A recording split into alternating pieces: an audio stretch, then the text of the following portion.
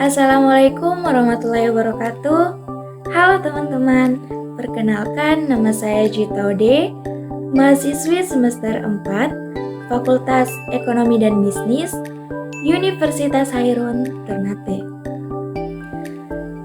Tujuan pembuatan video ini untuk memenuhi tugas mata kuliah metode penelitian.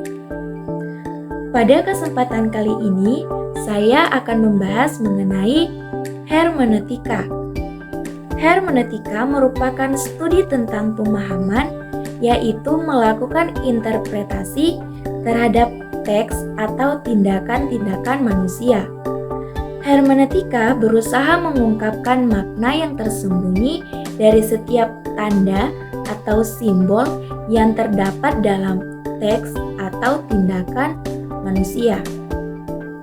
Dalam sejarahnya, mula-mula hermeneutika merupakan prinsip interpretasi Bible. Jadi, pemahaman paling awal terkait dengan hermeneutika sebagai ilmu yang merujuk pada prinsip-prinsip interpretasi Bible. Pada tahun 1654, G.C. dan Howard menulis buku tentang hermeneutika sebagai metode interpretasi. Pada perkembangannya, pada abad ke-18, lahirnya filologi klasik memiliki pengaruh besar terhadap hermeneutika Bible yang memunculkan metode kritik historis dalam teologi. Jadi kemudian hermeneutika identik sebagai ilmu filologi. Namun, pada tahun 1819, Shelley Maker dalam suatu kuliahnya menyerukan konsepsi baru tentang hermeneutika yang mengarahkan hermeneutika sebagai ilmu dan seni dengan sejumlah kaidah dan menjadi lebih sistematis dan koheren.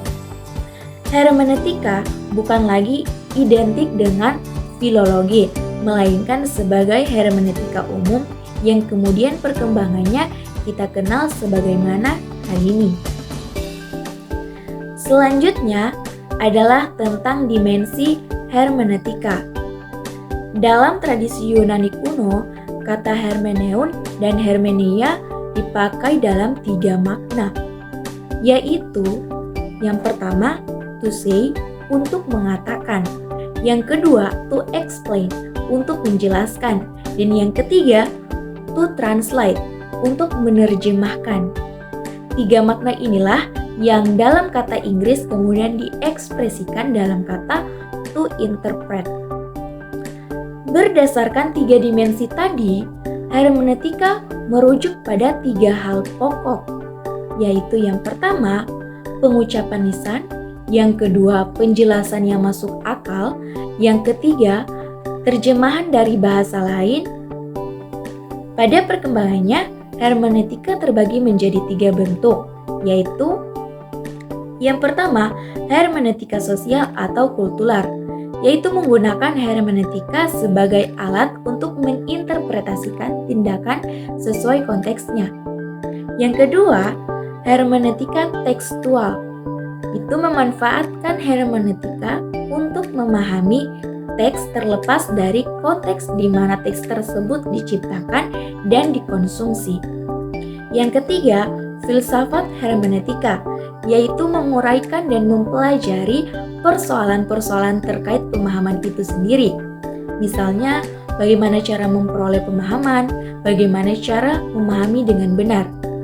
Kemudian, pertanyaannya adalah, kenapa kita perlu mempelajari hermeneutika? Jawabannya adalah yang pertama, metode keilmuan harus menjamin kebenaran yang seobjektif mungkin. Jadi, untuk menghindari asumsi-asumsi yang sifatnya pribadi, untuk menghindari prasangka-prasangka diperlukan suatu metode keilmuan tertentu. Maka disinilah pentingnya hermeneutika. Yang kedua, manusia merupakan animal hermeneutic. Manusia memiliki kemampuan untuk melakukan interpretasi dan kemampuan setiap manusia itu berbeda-beda. Karena perbedaan latar belakang sejarah, budaya, bahasa, dan konteks tertentu. Nah, pertanyaannya, bagaimana cara agar manusia-manusia yang beda latar belakang, beda budaya, beda bahasa dapat memiliki suatu penafsiran atau pemahaman yang kurang lebih tidak jauh berbeda, sehingga penafsirannya benar-benar terarah sesuai dengan maksud awal dari teks atau tindakan tersebut. Yang ketiga, interpretasi dikira terbungkus oleh unsur subjektif. Jadi, ilmu-ilmu tentang penafsiran itu rentan dituduh sebagai ilmu yang sangat subjektif. Maka, metode-metode hermeneutika diarahkan untuk menghindari subjektivitas itu. Yang keempat, tujuannya adalah bagaimana cara untuk mencapai suatu kebenaran dengan pendekatan hermeneutika. Charles Taylor dalam artikelnya Interpretation and the Science of Man yang diterbitkan pada tahun 1979 memperingatkan bahwa ilmu-ilmu sosial yang naturalistik dan positivistik harus dikoreksi. Pemahaman dan interpretasi atas aktivitas manusia memerlukan intersubjektivitas, makna-makna umum, dan ini membutuhkan hermeneutika.